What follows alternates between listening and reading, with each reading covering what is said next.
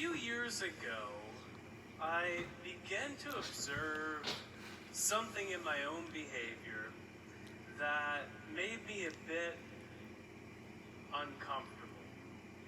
And that was that from the moment that I woke up to the morning, to the end of the day, my life was a series of screens. I started the day with the thing that woke me up first thing in the morning, my phone. And so I sat there in bed watching various cooking videos on Instagram and bouncing around between a bunch of different applications. But then it was time to get out of bed and cook breakfast. And so the thing that I focused then on, in addition to the omelet in the pan, was the iPad that was right next to the oven. And then it was time to do some work.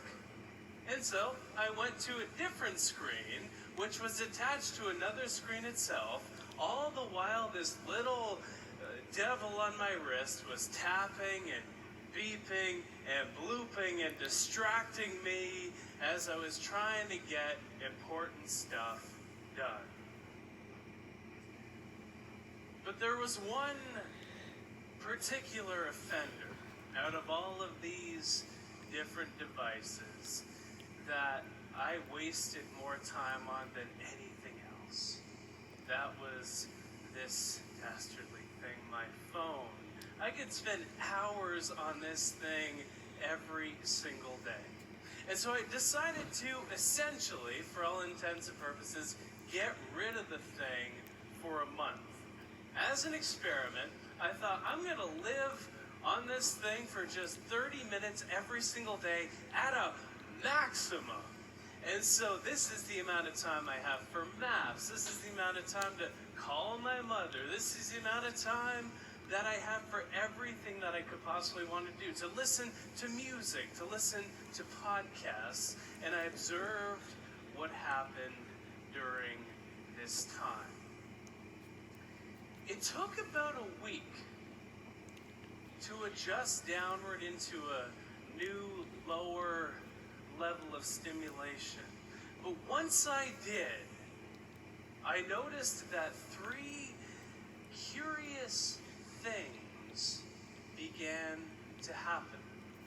First, my attention span grew. It was like I could focus on things not effortlessly, but with much more ease than I could before this experiment started.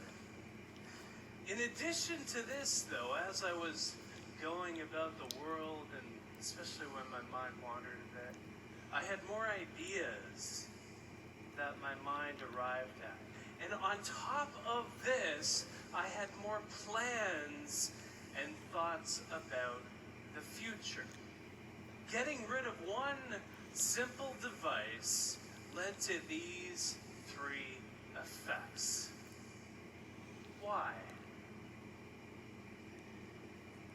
Noticing this a few years back led me on this long journey to get to the bottom of what it takes to focus in a world of distraction.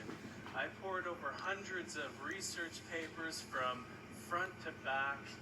My office, I don't know if you've ever watched one of those crime shows where somebody's solving a murder, and so they have this big Bristol board and there's string attached to papers, attached to memos, attached to newspaper clippings. This is like what the state of my office was. I flew out to meet experts around the world who study focus. I conducted more experiments on myself until the point I had 25,000 words of research notes about why this is the case.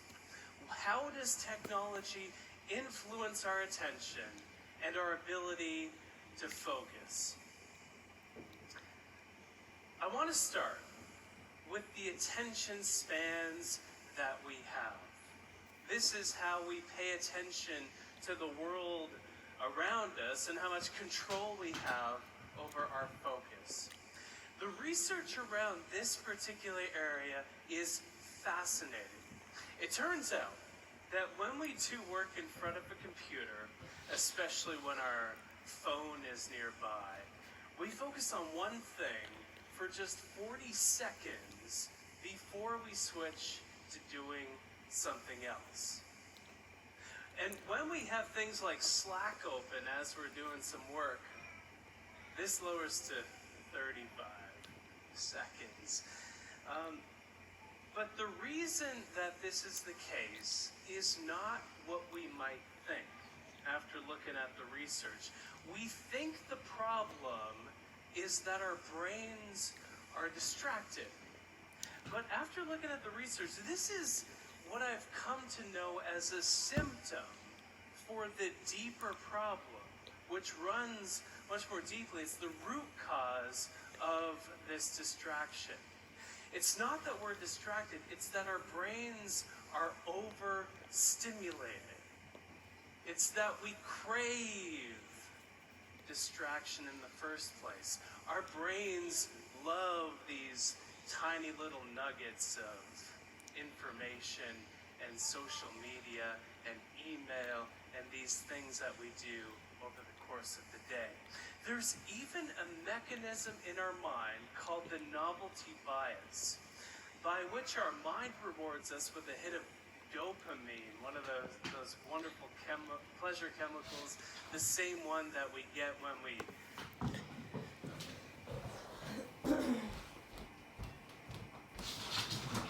Levi's up.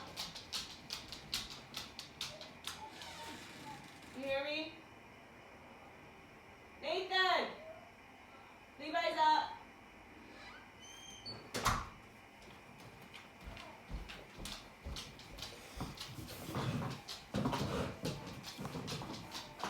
Eat and order a whole medium pizza from Domino's, the same one that we get when we make love. We get that same stimulation when we check Facebook. We get this dopamine coursing through our mind, and so we not only crave distraction, but our mind rewards us for seeking out and finding distraction in the first place. So this is the state of our minds today. We're at this hyper-stimulated state where we bounce around between these bunch of different objects of attention that are very, very You need me to get him or something? Yeah. Why? I'm doing homework, and what are you doing? I already made you breakfast. Phone had this Like, what the incredible fuck? attention span. What if I lowered how stimulated I was even more still? And so, this feeling that we experience when we go from being in a state of high stimulation into a state of low stimulation, it has a name. That name is called boredom. What? This restlessness that we feel when we have this super busy week and then we're on What? the couch on a Sunday afternoon thinking, And we couldn't know where we was driving. We couldn't make our...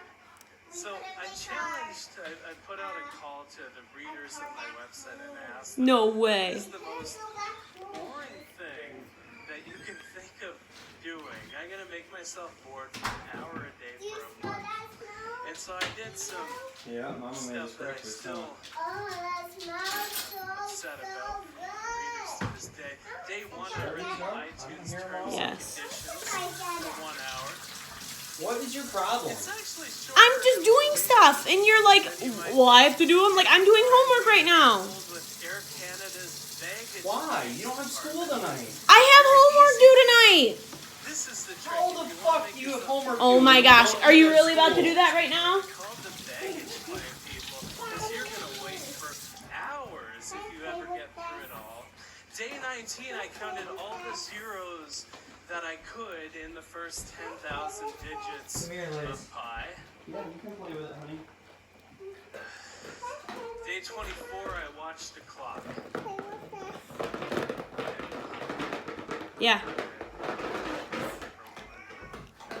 And 27 activities this month.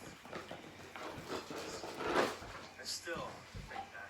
But curiously, I noticed the exact same effects as I measured the silicone experiment. It took about a week for my mind to adjust downward into a newer, lower level of stimulation. And this maps curiously on top of research that shows that it takes our mind about 8 days to fully calm down and rest. Like when we're on vacation, as an example. Our vacations need to be longer than they are today. But I also noticed that my attention span expanded. I was able to focus even more effortlessly because I wasn't surrounded by fewer distractions, but my mind was so much less stimulated that it did not seek the distraction in the first place. Well, let's eat Were your, these let's eat ideas your and bagel plans sandwich that first. struck me that didn't. Gracie, it's getting cold, honey. Don't you want to eat this? And the reason that this is the case is because my mind had a chance Come over here. to wander Come, more. yes, come over here. There's a great quote that I love that you might be familiar with from J.R.R. Tolkien, where he says that not all those who wander are lost. And the exact same thing is true, it turns out, with regard to our focus, with regard to our attention. If you think back to when your best, most brilliant ideas strike you, you're rarely focused on something. Maybe this morning you were taking a shower, or maybe some morning in the past, and then your mind had a chance to connect several of the constellations of ideas that were swirling around in your mind to create an idea that would never have materialized otherwise if you were focused on something else, on your phone, for example. This is a mode, especially when we do this deliberately, when we deliberately let our mind wander. I call this mode scatter focus. And the research shows that it lets our mind come up with ideas. It lets our mind plan because of where our mind wanders to. This is fascinating. It turns out that when we just let our attention rest, it goes to 3 main places. We think about the past, we think about the present, and we think about the future. But we think about the past less than we might think. Only about 12% of the time. And often the time we're recalling ideas in these thought-wandering episodes. But the present, which is a much more productive place to wander, we wander to think about the present 28% of the time. And so this is, it's something as simple as you're typing up an email and you can't find a way to phrase something because it's very delicate, maybe it's political. You go and walk to another room, you go to another room of the house and the office, and the solution hits you because your mind had a chance to approach it and prod at that problem from different directions. But here's the thing. Our minds wander to think about the future more than the past and the present combined.